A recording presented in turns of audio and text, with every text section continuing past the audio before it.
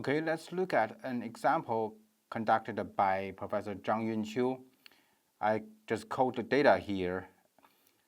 Here shows the example of types of deviation and their pronunciation and the age of occurrence for children.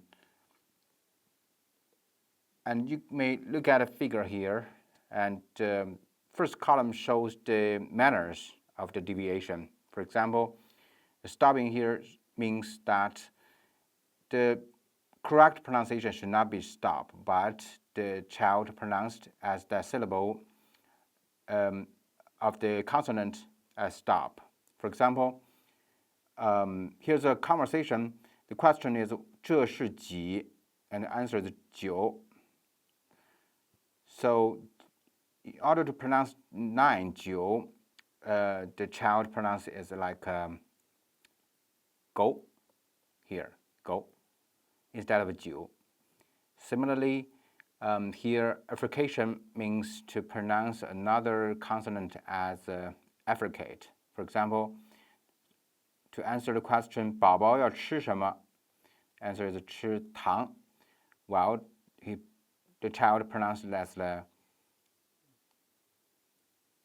肠 instead of 糖. And here's crossing means to confused with two different consonants. For example, for this type of division of crossing, you can notice the conversation 掉了, 蓝色的掉了 here, and the baby said 蓝色, while he or she pronounced like a 南. It's confusing between 南 and 蓝, 呢了部分. Well, such occurrence happened when the child is 1 year and 5 months old. Well, similarly, you can notice more examples of deviation. For example, 维尼要走, 维尼走驾驾. Okay, the child pronounced 维尼 like 维离, 离, 呢了部分 also. And this also happened at the age of 2 years and 2 months. Okay, here shows the general situation of the initial deviation, including the types, the number of occurrence, and the percentage in corpus. So there's corpus and of the calculation of the times when those deviations happened. So here shows the age, 1 year and 2 months, and through 1.5 years, and this line shows the 1.5 up to 2 years old, and 2 years old up to 2.5, and then to 3 years old. So you can notice the number of the frequency of those deviation happened. For example, postposing here happened frequently at this age, and also similarly you can notice the crossing of 呢了部分 happened frequently during this stage, and here shows the percentage of each stage. For example, since 1.5 years and through 2 years old, which there's a proportion of a deviation with a very large percentage, and after this period the figure decline. Here on this page shows the type and numbers of a deviation. Like we mentioned before, postposing and crossing are very important deviation among different types, like shown on this page. And you can have more examples on the previous page. Postposing, like the example of猴子 shown here, 还有猴子, this is the context, 还有猴子. Well, should be 猴子, while the child pronounced like a 猴记, 记. And to pronounce the palatal instead of alveolar, 猴记. Okay, this page shows the young children's word list of initial pronunciation. So also this page. So there are two pages contain a lot of words that children frequently say, and according to the observation and recording, the result here on this page shows the how many times of each syllable mispronounced by certain children. For example, here's a summary table of the type and number of deviation by 3 children here.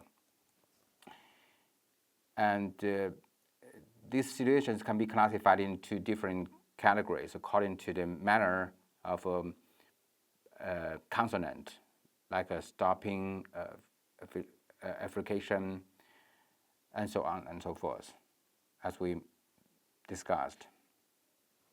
And here is the analysis of those above examples. For example, there are 3 groups of columns actually for the 3 options, 3 situations when the child pronounced certain syllables correctly or incorrectly. For example, for this syllable 多 means many, the correct pronunciation should be 多, use the consonant 的 here, while a large percentage, actually more than half percentage of pronunciation of that child pronounce the consonant like 歌, which means to pronounce 多 as a 锅 instead of 多. And similarly for 手, for the syllable 手, it should be 手, right? But the large amount of times that the child pronounces as a 头, 手头. And for 人, pronounced as a 0 initial, 人, instead of 人. These are most frequently happened of those deviation. And here are other examples of more syllables, more words actually, provide the words for the context. For example, for 高楼, 楼 here. Here is the correct pronunciation, well, because I think the confusing of ne and le is frequently happened for this child. So the child pronounced ne instead of le many times. And 关灯, 关 here also the consonant ge sometimes was omitted, pronounced as 0 initial. 关灯 also. Okay, let's later talk about acquisition of directional verbs. These are typical directional verbs in Chinese, including 来 and 去.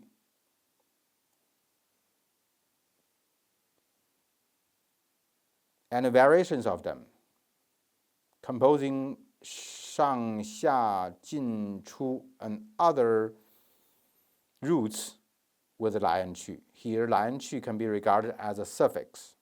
上来, 下来, 进来, 出来, 回去, 过去, 开去, 到什么什么去.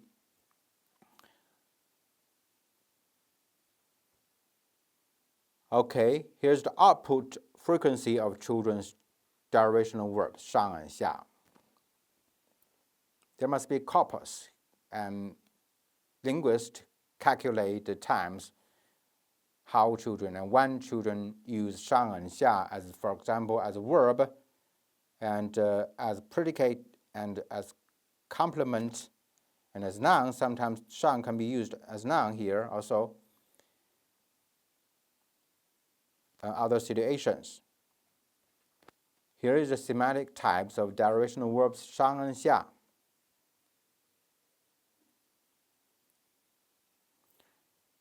the directional meaning and the resultant meaning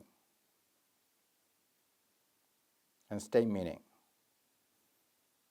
They have different meaning according to different context. And here is the practical usage of children and their frequency of the verbs that precede directional verb relating to 上 and 下. That means children use 上 and 下 in this way: 追上 and 坐上, 骑上, 爬上, 围上. And here 拿上来, 吊上来, 挖上来, 围上来. And similarly, 爬上去, 坐上去, 放上去, 挂上去, and so on and so forth. Similarly, here's the usage of 下. There must be recourse and analysis of such contexts. For example, here is a practical use by a baby called JBS. He or she, when he or she was 1 year and 9 months and 27 days old, the baby said that 点点没靠上, 没靠上, and similarly 没扔上 several days later, and 没弄上.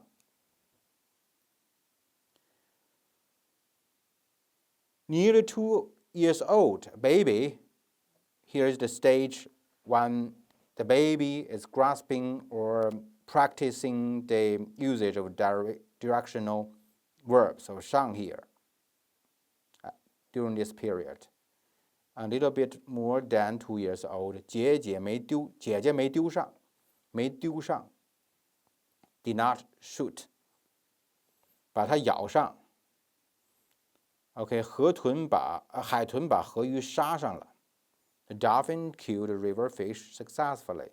杀上了 is something strange, 杀上了. But the baby tried to use it properly. Another example shows the neutralization of semantic meaning of 上 and 下. We know that in standard Chinese, 上 is more frequently used than 下 sometimes. Okay, here example shows that it is a tendency that to use more 上 than 下 for the children. And sometimes the child confused whether to use 上 or 下 in different contexts. For example, here, the context is that when it cannot open the bag, the child said 弄不上, and then added 弄不下. That means the child does not know whether to say 弄不上 is correct. So he or she added 弄不下. And here in this number 2 conversation, the adult said, 那个电视里讲的是什么故事呀? And the child answered, 你把它录下来下. It is not proper expression, right? But the adult can understand it. So the adult said, 好的，我待会儿录. And the child said, 你把这个录上来. Initially, he or she says 录下来, and later he corrected as 录上来. Actually, 录下来 makes more sense. So, in this situation, the adult asked, 这个怎么录上啊? It should be 录下, 怎么录上啊? The child shows 这样, this way. Very interesting, right? But this shows the tendency to differentiation of 上 and 下 as the directional verbs grasping by a child. So this shows the frequency principles of pragmatics. It says the underlying mechanism that leads to the high frequency of verbs includes such categories.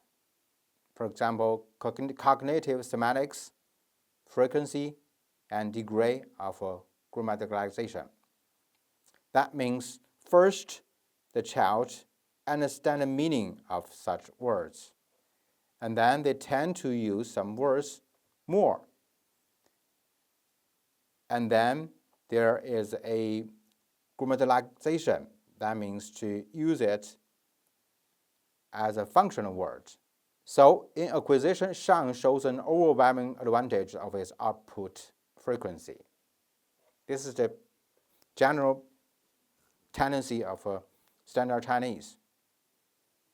And the underlying semantics representation is motivated by pragmatic needs of communication, aligned with the principle of pragmatics, semantics, and syntax. Pragmatics matter more. The foundation and purpose are from the real usage of the words. Okay, here is the primary contents of this chapter. I'm going to looking forward to the next chapter. Thank you for your attention. Bye-bye.